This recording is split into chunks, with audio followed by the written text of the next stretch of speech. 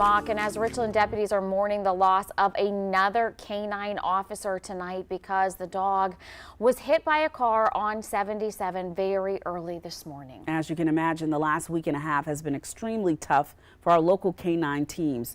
News 19's Chris English decided to take a closer look at exactly what makes these units so special. You spend just as much, if not more, time with them as you do your own family. So you build a bond very quickly, and you build a very strong bond at that.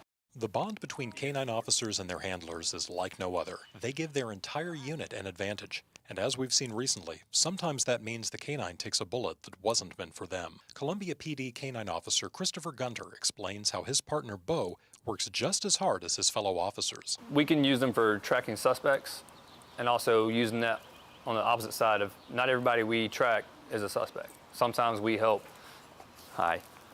find missing juveniles, vulnerable adults. We can track them. But before a dog can be deemed a canine officer, the National Police Dog Foundation says it takes months of hard work and training to bond both the dog and the handler as they prepare for the many types of scenarios they'll face. So a lot of that bond starts with the training.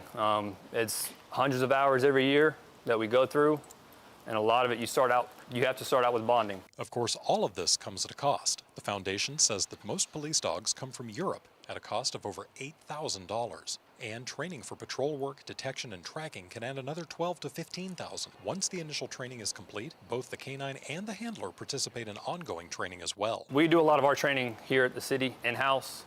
So we'll spend, like I said, hundreds of hours every year.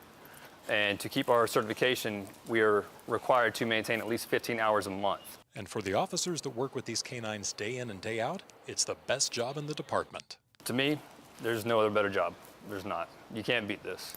In Columbia, Chris English, News 19, WLTX. Well, Bo is 5 years old and he is one of 11 canines at CPD.